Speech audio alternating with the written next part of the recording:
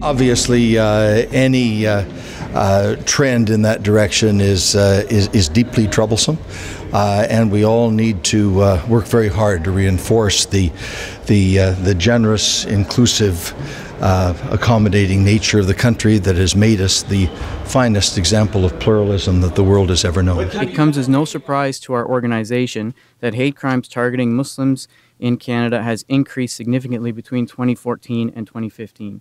In fact, according to the report, hate crimes rose by 5% in Canada, largely due to an increase in incidents targeting certain religious and ethnocultural groups, especially the Muslim population and Arabs or West Asians. Police reported hate crimes targeting the Muslim population increased from 99 incidents in 2014 to 159 incidents in 2015, an increase of 61%.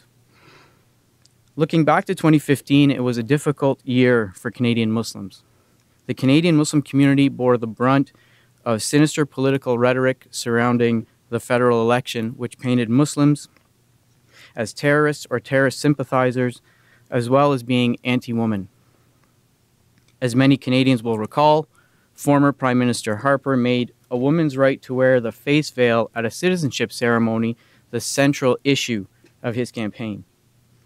It was also the year that saw a contentious debate about how many Syrians fleeing war should be accepted into Canada as refugees. Sadly, 2015 was also the year that two tragic terrorist attacks took place in France. We further call on our municipalities and their police services to create or boost funding and resources for hate crimes units, provide officers with relevant training, and ensure that hate crime data is submitted to Statistics Canada more quickly.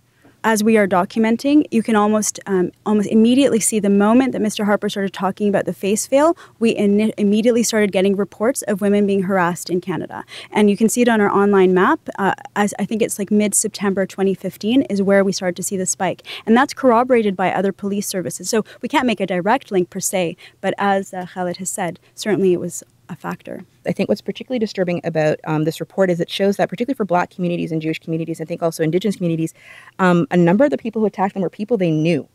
So this idea that it's just because people don't know, I don't think that's the case. So I do think we have to start looking at what is going on, which is also why this research has prioritized proper consultation with young people.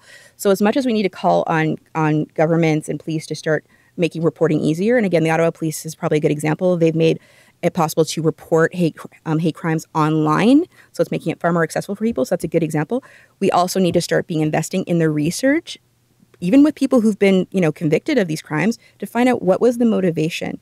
Because if we're this is consistent, it's consistently amongst our young people. So if we're not knowing why this is going on, this is just going to continue. So I do think we need to start focusing on research as to what the motivations are.